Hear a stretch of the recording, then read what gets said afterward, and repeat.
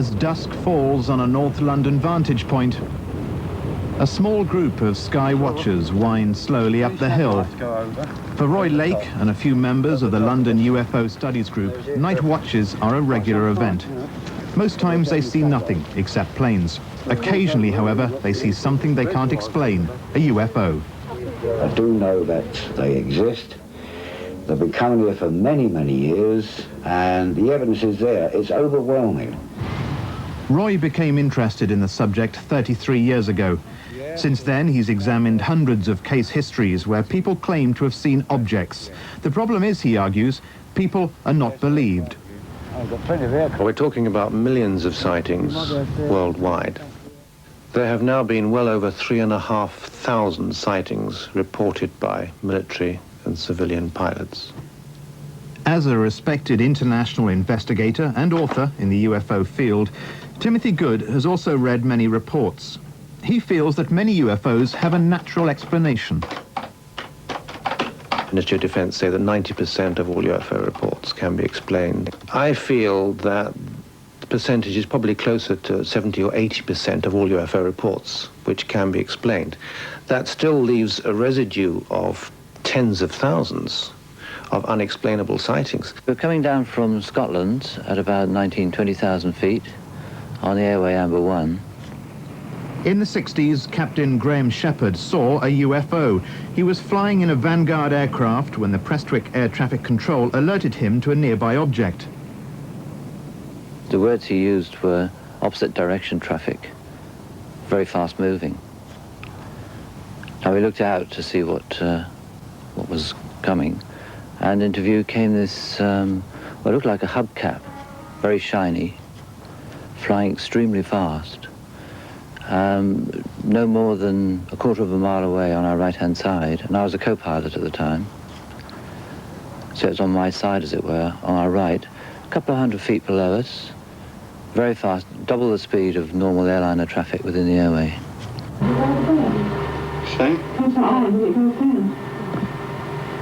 It seems like it goes in a field, doesn't it? On a recent Skywatch in Wiltshire, Gillian and Stephen Trench recorded a light in the sky. For both of them, seeing was believing. Should we go there? It was out of this world. Actually seeing something, you know, in front of you that isn't, what can I say, it's not supposed to be there. It was about 1 o'clock in the morning when they saw the object. It started off as a little round ball that didn't look like it should have been there, you know, because on the actual field you can't see it, but there's trees, there's like a cluster of trees. And this little white ball was sort of come along, and then it turned orange and it got bigger. Wonderful. And it was going in the trees, over the trees, going along the trees, and it was going at such a speed it was very, very hard to keep the camera sort of sighted on it. This film shows very little of the object. Cameras don't have the same night vision that our eyes do. Stephen, however, managed to get a very clear view. He had binoculars. With the binoculars, what it seemed to be was a very large, clear ball with lights inside pulsating. Well, I give that impression that it was pulsating, but the whole thing was spinning very, very fast. Speed it was going, it was like jumping time, wasn't it? Like most science writers and astronomers, Ian Ridpath believes that most sightings are natural events, planets rising, meteors glowing, or man-made objects flying low. He doesn't doubt that people see something, just what it is.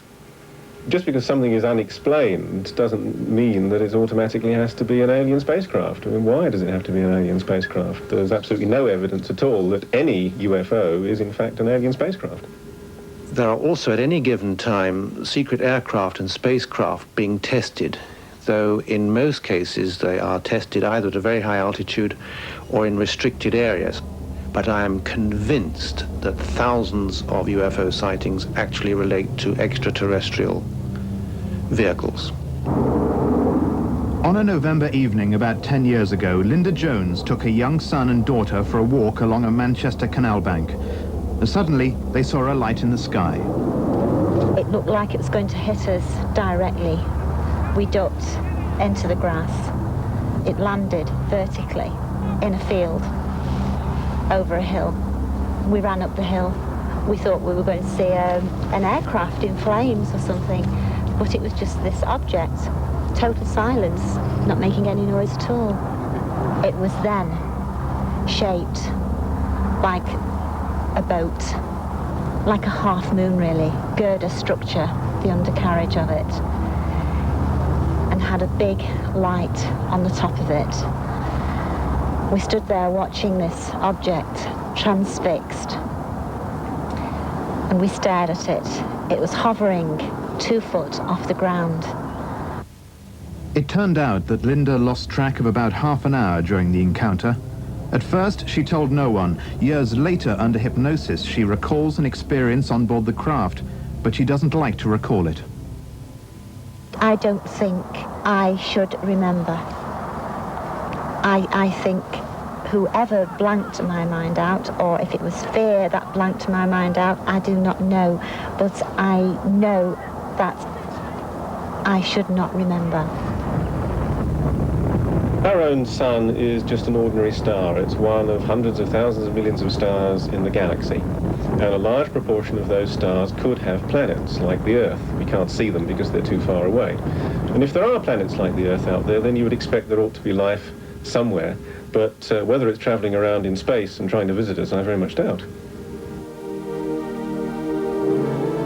The question of extraterrestrials still haunts many scientists. How can they accept the possibility of alien life, yet deny UFOs? Their answer is that the universe is just so vast, other beings haven't managed to get here yet. But their radio messages could have got here by now. At Jodrell Bank, radio astronomer Dr. Ian Morrison has been following the arguments. NASA, he says, has just decided to spend $100 million on research into extraterrestrial radio signals. Up to now, he says, the problem has been knowing what wavelengths to search. Essentially, the way around that is, in fact, to have a receiver that can receive all frequencies, or a very wide range of frequencies at one time. You know that your satellite dishes are capable of picking up several signals at once. You might be watching one signal while you're recording another. Well, essentially, NASA have built a 10 million channel receiver. So attached to a large telescope, like the telescope that we have here at Jodrell Bank, although they're actually in America, the ones they're going to use, they can pick up a whole range of frequencies at once, and then using incredibly sophisticated computers, analyze the data to look for a signal in any one of them. The search will be in 2 stages. First, the giant Arecibo dish in Puerto Rico will search the whole sky 31 times for any signals. At the same time, NASA's deep space telescopes will target 800 promising stars in detail. As long ago as the 70s, we tried to send signals out from the Earth. Way back in 1974, when the 1,000-foot, 300-meter Arecibo dish was given a new surface, and they pointed it towards a cluster of about 1 million stars, 25,000 light years away, and sent a message in the same sort of form that we might expect someone to send a message to us. But of course, that message won't reach there for another 25,000 years. So if anyone did pick it up and sent a reply back, it's going to be 50,000 years before we'd ever have a chance of receiving it. So I'm afraid the probability of it happening is very low. Very low indeed. But suppose for a moment that sightings of UFOs were true.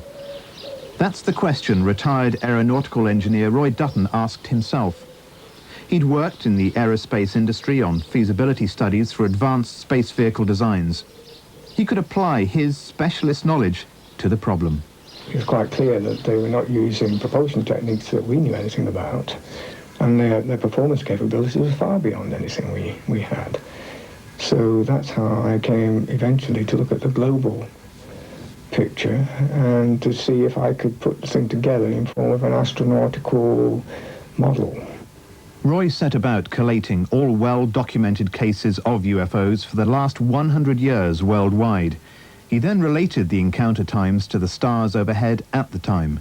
He was astonished to find a pattern. The timing of those events indicated that certain stars were overhead just at that point. And by linking those points over a long period of time, I discovered that there were definitely indications that some kind of orbiting mothership related to these things on the ground. Eagle, Houston, we see you on the steerable, over. Roger, how does it look? Where go? Back in 1969, the Apollo mission used a similar model to get men to the moon. A large craft to get them into orbit there, a small one to land and survey the surface. Roy found that this same idea tied all the UFO sightings together and involved just a few fixed orbits around the Earth. Forward. 60 seconds.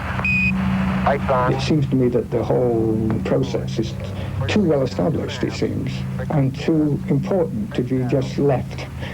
There is evidence that we're being visited, scientific evidence. We've certainly been surveyed and monitored, and I think that's probably been going on for thousands of years, actually. At this year's annual conference of Quest International held in Leeds, over 400 delegates attended to hear the latest UFO reports. What has become clear, according to Quest's Graham Birchall, is evidence of government interest in the field, and he produced a document showing the government departments concerned. 209. If there are no such things as UFOs, extraterrestrials, call them what you will, then for sure the average UFO sighting attracts a heck of a lot of interest by the defence intelligence agencies. Work is done behind the scenes. I was informed by a Ministry of Defence spokesman that the Defence Intelligence staff is involved in secret UFO investigations. I have learnt from former members of Royal Air Force Intelligence that within the Flying Complaints Flight there is a secret or top secret UFO research unit. Until recently, it was thought that there hadn't been any sightings in the USSR. But with their new freedoms, information is now leaking out. This film of a giant saucer in the sky was shown to the conference. Yet despite so many sightings worldwide, our authorities still seem to maintain a secrecy over the whole issue. So says Tony Dodds. It's under such a bond of secrecy as this, it is quite extraordinary. People aren't just in fear of their jobs and things like this, they're in fear of their lives. This is the type of security they will, if a person is going to blow the whistle on this thing, they are in great danger. Retired policeman Tony Dodds is Quest International's chief investigator. He's been involved in the field for about 30 years. The evidence for contact with alien craft, he told delegates, is overwhelming. Many other researchers here had also heard stories firsthand from people who'd had close encounters with extraterrestrials. Every indication is that they've been here an awful long time. They haven't just come here, they've been here a long time and they've been coming a long time. You see, if you look at the abduction side of this thing, which is an enormous thing, there are tens of thousands of people being abducted. There's no question about this. The authorities know it, but they're powerless to act on it. Well, what is, I think, two common factors of both your experiences? Harry Harris is a solicitor, and he specialises in the investigation of abduction cases. Over a period of years, he persuaded Linda Taylor and Alan Godfrey to undergo hypnotic regression. This was to try and relive their encounters. Both Linda's and Alan's recollections had similarities. Both couldn't account for lost time during the sightings. I arranged a series of experiments by hiring a number of psychiatrists and doctors to conduct hypnotic regression sessions with these witnesses. Under hypnosis, they all give out more or less a similar account of being abducted and taken on board and made the subject of some pseudo-medical examination. Now, I'm driving up, as I said, the A646 Burnley Road, and there below in front of me is this object blocking the road. It was actually hovering off the ground about 5 feet. It was diamond shape. The bottom half of the object was rotating anti-clockwise. The top was stationary, and it appeared to have either dark windows or dark panelling. It was a massive craft. It was a metal craft, full of lights, about 40 feet above my car. And I was so shocked at seeing this. What scared me more than anything was that it was soundless. It didn't make any noise at all. And I brought my head back into the car, and my mother said, "What's happening? Why are we nearly breaking down? What's the matter? What's happening?"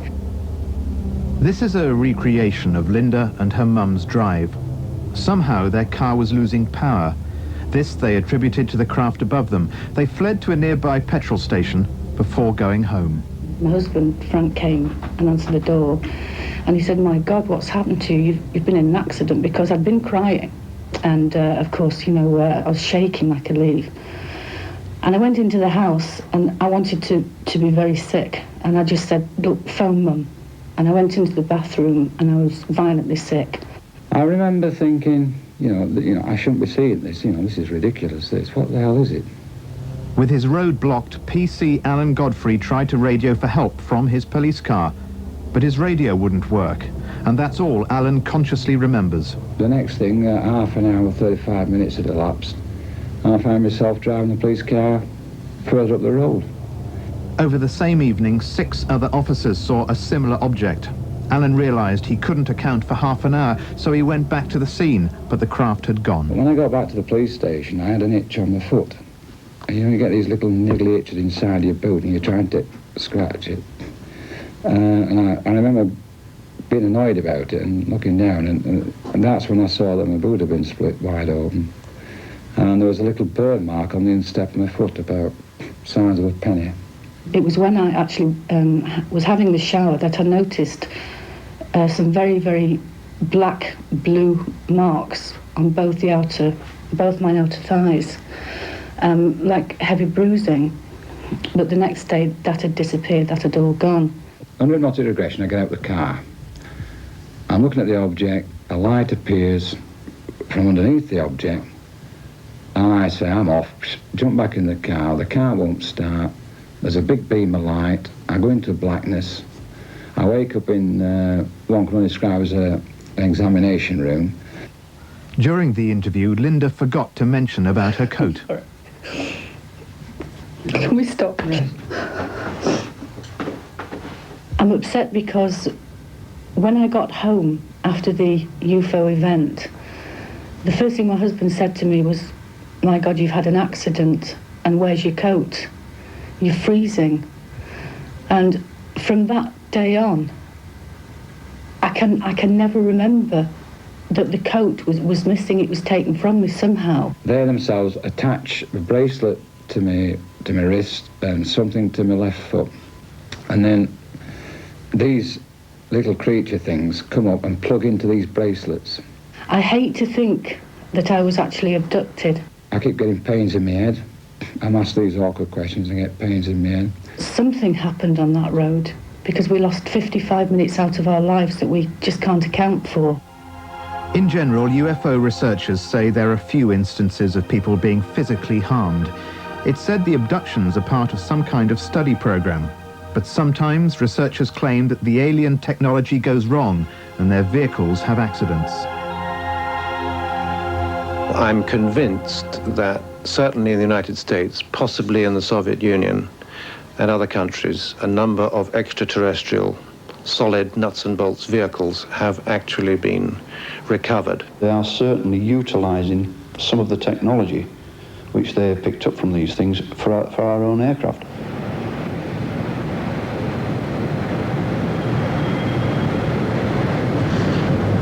This amateur film of a shining disc hovering above the mountains and 2 small diamond objects were taken above a US base near Las Vegas. The small discs are around 14 feet in diameter, according to cameraman Ray Wardle. You can see objects hovering over the Groom Mountains practically any night of the week. Soon after dusk is when they come up, and they just float around and defying gravity. Then usually we get chased away by the security forces which are on patrol in the area. So they're hiding something. It's been said that they have 9 alien spacecraft hidden in the hangars at this S4, Area 51. Whether that's true or not, I don't know. But I have seen the objects, I've filmed them myself, and definitely there's something strange going on out there in the desert. The maneuvers which they do are totally alien to us because any pilot in an aircraft would be crushed by the G-force in some of the maneuvers. And the speeds at which they fly in and out of the mountains is incredible. The United States of America. One of the guest speakers at Quest's conference was American Bob Dean. For most of my adult life, I was a professional soldier. I spent 27 years in the United States Army, and most of those years were in the infantry. And a big chunk of those years were in special operations, special forces. He claims to have worked at NATO's Supreme Headquarters Operations Center. Several years ago, he says NATO commissioned a top-secret report to discover if alien UFOs posed a threat to us. The conclusions were classified. Cosmic, top secret. The UFO phenomenon. The first one was that the planet Earth is and has been the subject of an extensive, massive, and very thorough and detailed survey by several extraterrestrial civilizations. They also determined, from what they could come up with, that there did not appear to be hostile or malevolent intent involved, because the technology was so advanced that if these visitors had wanted to endanger us and damage us, conquer us, take us over, they could have done that at any time. So, could we have been visited? This NASA photograph taken of Mars has become important evidence supporting that theory.